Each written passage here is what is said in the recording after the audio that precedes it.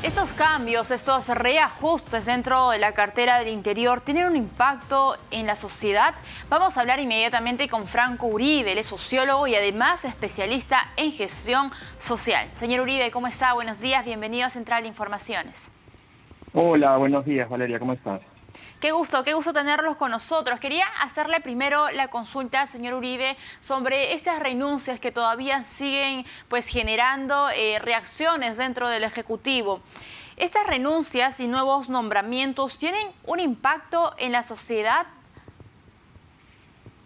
Bueno, yo diría que quizás directamente quienes estamos atentos a las noticias, leemos los periódicos, nos informamos de diversas maneras, puede que percibamos inestabilidad probablemente.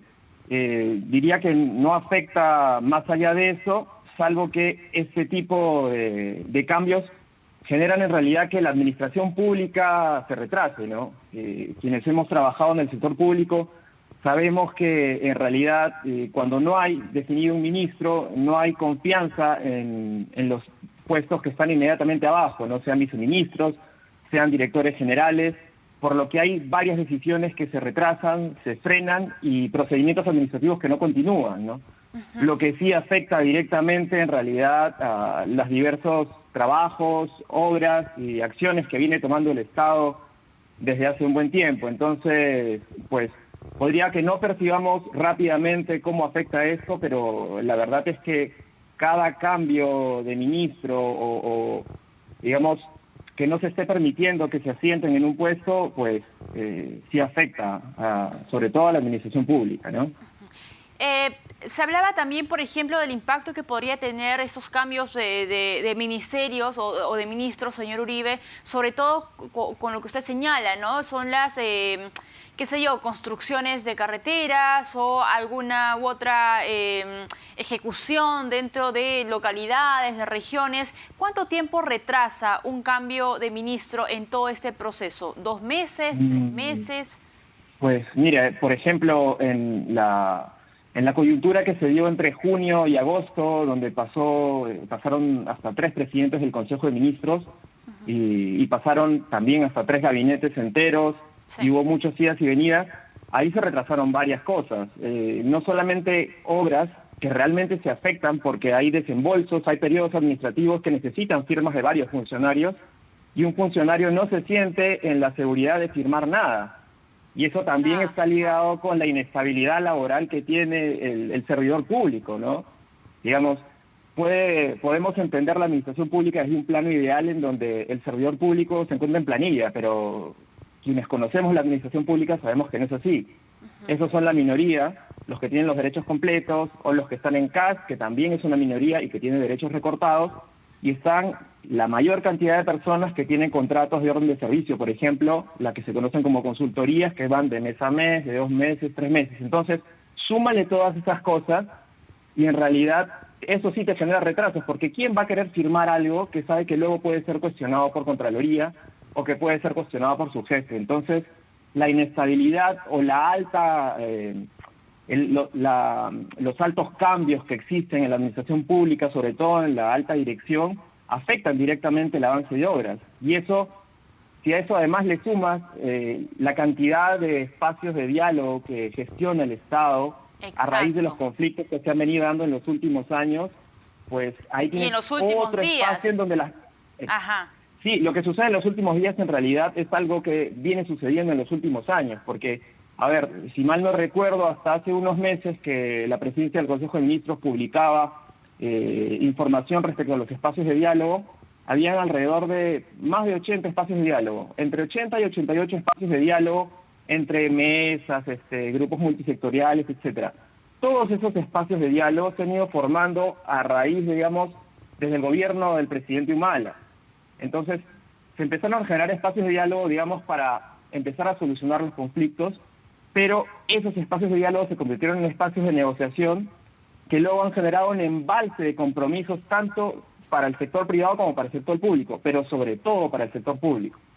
Entonces, cuando se suceden todo este tipo de cambios, cuando viene la pandemia, todos estos espacios de diálogo que ya tenían una serie de compromisos, cronogramas y voluntades por los diversos actores que participan, pues se han visto retrasados, ¿no? Además existe una desconfianza de los dirigentes y las autoridades locales también. ¿Con quién están dialogando?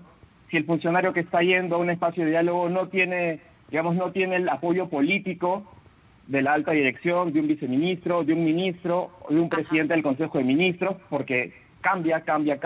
Entonces, realmente en lo cotidiano y en los conflictos en realidad que tenemos, por supuesto que afectan, puesto que no hay continuidad en el trabajo, ¿no?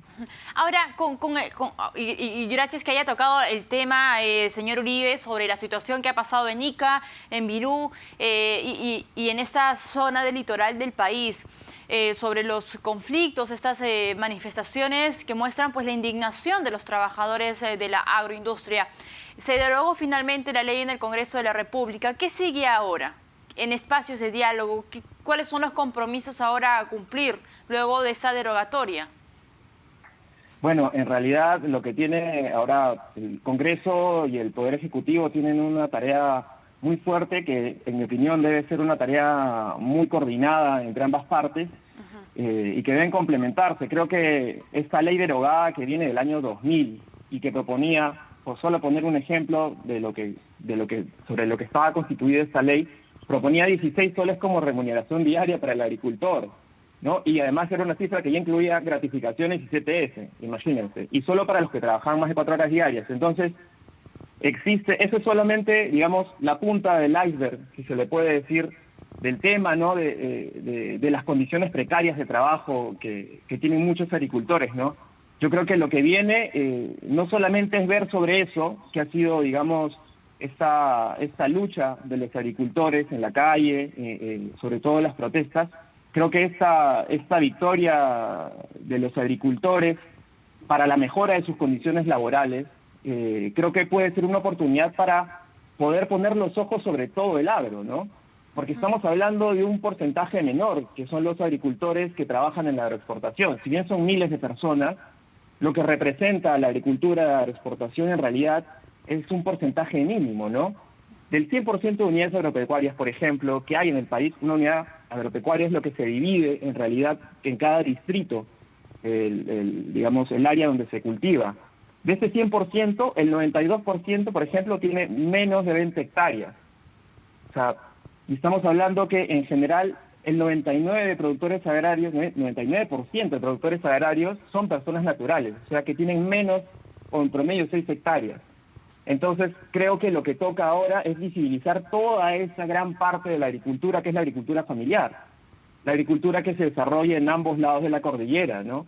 La que desemboca en la cuenca del Pacífico, en la cuenca amazónica, por ejemplo. Y allí, ¿no?, la importancia, señor Uribe, también, por ejemplo, de fortalecer, ¿no?, los sindicatos para que puedan tener cierto nivel de representatividad a la hora de negociar, si es que nuevamente existen ese tipo de manifestaciones, porque, como usted mismo mencionaba, van las autoridades, quizá la autoridad local, regional, pero los trabajadores también, digamos, merecerían tener un cierto grado de organización y de jerarquía que brinda precisamente los sindicatos para que la negociación sea más rápida, más efectiva y tenga los efectos que ellos esperan.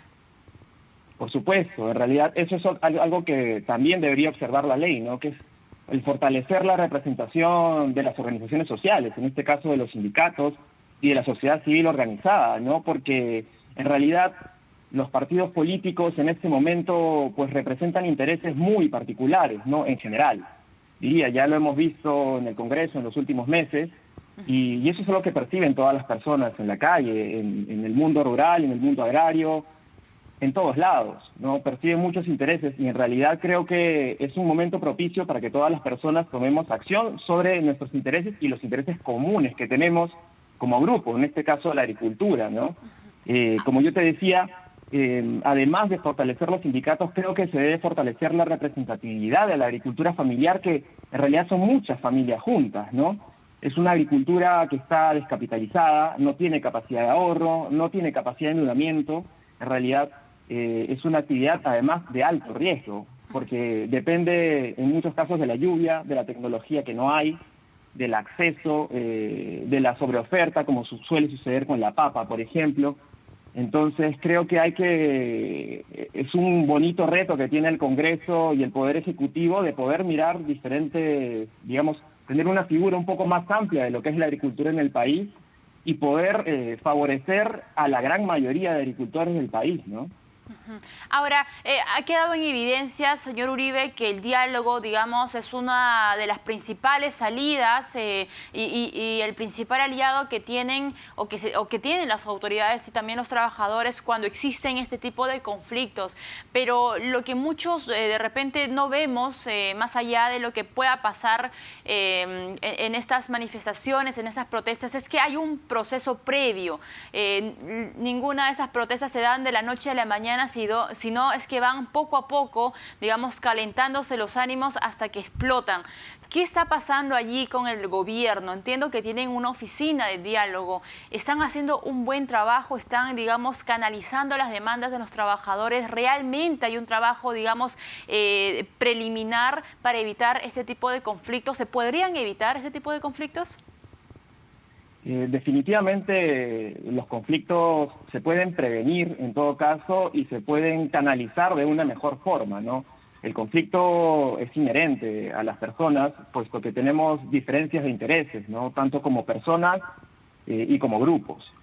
Entonces, yo creo que los conflictos son inevitables. Lo que se debería fortalecer desde el Estado, creo yo, es la prevención, el diálogo y el relacionamiento más cercano entre el Estado y todas las personas que viven en el país, ¿no? Los ciudadanos y todas las personas que viven tanto en el lado rural como en el lado urbano, ¿no? Puesto que hay muchos lugares en los que uno quiere hablar de ciudadanía, pero a ver, ¿qué le significa la palabra ciudadano a una persona que nunca ha tenido acceso al Estado realmente, básicos, a donde no llega, por supuesto, que no tiene una participación efectiva en las decisiones de su distrito, de su centro poblado, y qué decir de su provincia y de su región, ¿no? Como tantos lugares en la Amazonía, ¿no?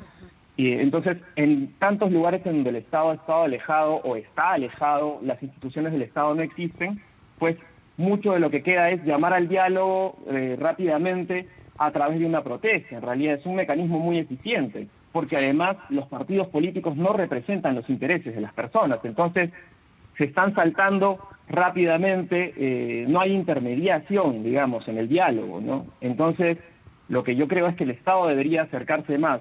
Sí hay un trabajo que se viene haciendo, no obstante, en este caso lo hace el Viceministerio de Gobernación Territorial. Exacto. Y la Secretaría de Gestión Social y Diálogo, que es el ente rector en todo lo que tiene que ver.